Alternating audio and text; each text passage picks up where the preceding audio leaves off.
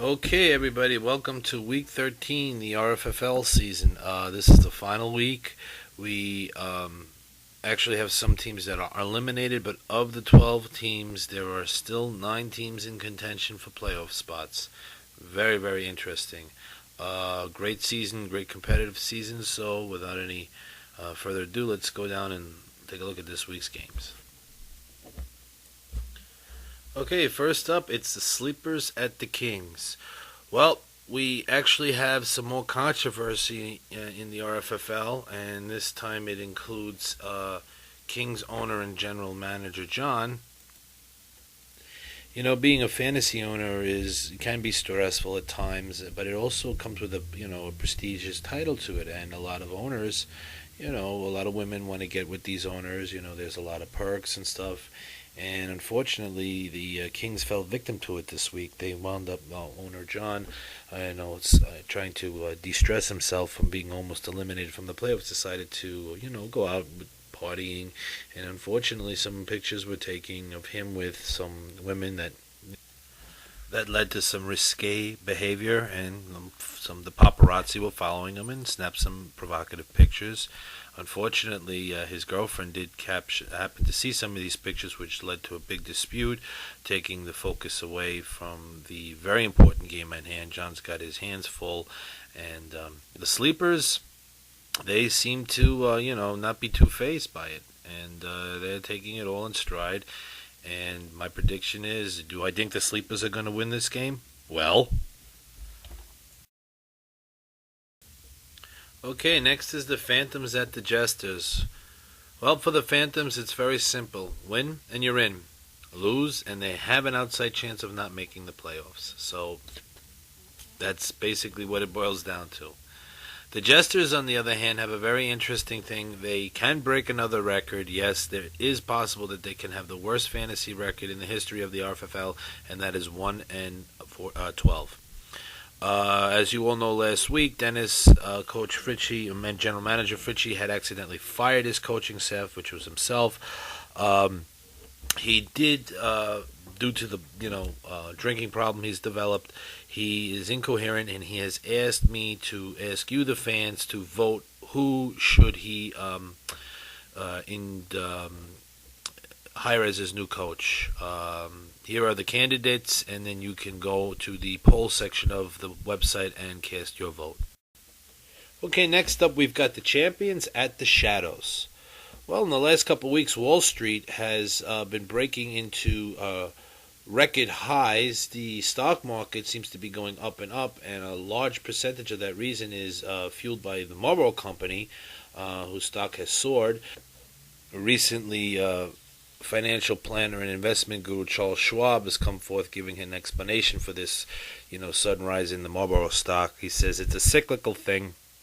Usually happens every time this year, and is a direct indication that the Shadows are either in playoff contention or on the verge of elimination, and that's really the driving force behind the increase in the stock price. And this holds true, as we all know. Phil is a nervous wreck because his team is in first place, and he's in a typical scenario similar to the Phantoms. Win, and you're in. Lose, and you're going to need outside help. Champions are done. Their season is over. They lost last week. The best they can do is make it rough for Phil. I don't see it happening. Phil, for some reason, has been very fortunate. He always managed to find a way to get into the playoffs, and he can go far if he's a dangerous threat. The Shadows are a dangerous threat when they're in the playoffs. My prediction is Shadows win this game. Okay, next we've got the Fighting Irish at Holshot.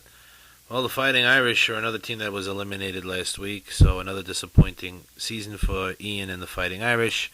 However, he has found a comfortable way to cope. I did speak briefly with Coach Ian. He also expressed some interest that the Fighting Irish might be doing a coaching overhaul next season. And Coach Ian also was able to grab hold of the fantasy schedule maker and kind of took matters into his own hands. And I expect that Coach Ian is going to have a very favorable schedule next season. Coming back anyway to the Fighting Irish at Whole Shot, I think Pete had high hopes for this season. It's going to be a big disappointment due to Phil winning. I don't think Pete gets into the playoffs. Okay, next up we've got the Brew Crew at the 69ers. Well, what can I say about this game? Well, finally we've got the Mystics at the Reign. Well, the Mystics have seemed to be sputtering as of late, losing last week and sliding into second place. To Coach Craker's credit, I will tell you one thing. I mean, here's a guy that has lost his running backs. He's in a tough division that has, Tiki Barber, LaDainian Tomlinson, Larry Johnson. He's gotten his team, a good record in a very tough division. I still think the Reign takes this. The Reign are on fire and on a roll. So it doesn't look like they're going to stop.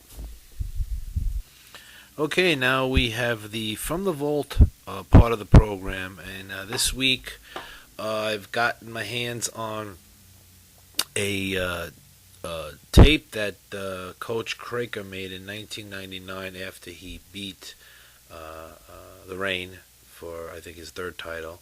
And, this is something that he put together. And ironically enough, since he's done this, I know Coach Craker has always been adamant about not pissing off the fantasy gods. Well, he hasn't won a fantasy bowl since he's made this. So I'm going to run the clip and let you guys enjoy. I'm here with Rock Smith, owner of Rock 49. Rock, how do you feel about losing the fantasy bowl? Let me get some reaction from you. What's going on? What's in your mind? Oh, look at me. I'm making people happy. I'm the magical man from Happy Land in a gumdrop house on Lollipop Lane. Now that's very interesting. But Rock, be honest with me. What are your thoughts about fantasy football in general? The thrill is gone, baby.